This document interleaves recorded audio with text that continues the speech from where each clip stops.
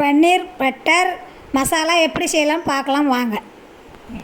4 வெங்காயம் எடுத்துங்க, 5 தக்காளி எடுத்துங்க, பச்சை மிளகாய், இஞ்சி, பூண்டு, கொத்தமல்லி தழை, ஒரு கிண்ணம் எடுத்துங்க, ஒரு பாக்கெட் தயிர் எடுத்து பிரித்து ஊற்றிக்குங்க, ஒரு டீஸ்பூன் சில்லி பவுடர், ஒரு டீஸ்பூன் கரம் மசாலா, தேவையான அளவு உப்பு, கொஞ்சமாக மஞ்சள் தூள், எல்லாத்தையும் ஒரு இடு கலந்து வச்சுக்கோங்க. அடுப்பில் தவா வச்சுக்கலாம். 2 டீஸ்பூன் எண்ணெய் எடுத்துங்க. இப்போ அதில் பட்டர் போட்டுக்கலாம். இப்போ நம்ம எடுத்து வச்சுக்கிற மசாலா ஐட்டம் இப்போ போட்டு வேண்டியதான்.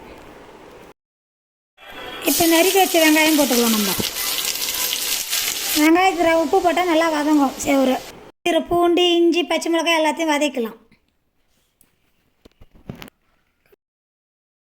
பண்ணி வச்சுக்கிற பேஸ்ட்டு ஊற்றிக்கலாம். இப்போ இது நல்லா வதக்கலாம்.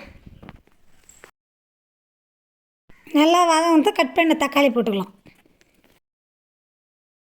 வதங்கினோடனே எடுத்து கொஞ்ச நேரம் ஆற வச்சு ஸ்டாரில் போட்டு அரைச்சிக்கலாம். இப்போ ஒரு பன்னீர் எடுத்துக்கோங்க.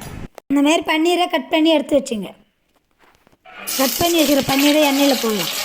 அதை இப்போ ரைட்டாக ஃப்ரை பண்ணி வச்சுக்கணும். இந்த பதத்துக்கு ரெடி பண்ணி எடுத்து வச்சுங்க. எண்ணெய் காஞ்சதான் பட்டர் போட்டுக்குங்க. கட் பண்ணி வச்சு வெங்காயத்தை எடுத்து போட்டுங்க. நல்லா வதக்கி விட்டுக்கலாம். ஒரு டீஸ்பூன் சில்லி பவுடர், தேவையான அளவு உப்பு, அரைச்சி வச்சு மசாலா அதில் ஊற்றிக்கலாம். நம்ம ரெடி பண்ணி வச்சுருப்ப பன்னீரை கிரேவியில் போட்டு கலந்துக்கலாம். பன்னீரை நல்லா கிரேவியில் நல்லா மிக்ஸ் பண்ணிக்கோங்க. கிரேவி நல்லா கொதிச்சு வந்துடுது. இப்போ முருங்கானை போட்டு இறக்கி வச்சிடலாம். பன்னீர் மட்டர் மசாலா ரெடி. நானுக்கு சப்பாத்திக்கு எது வேணாலும் சாப்பிட்லாம்.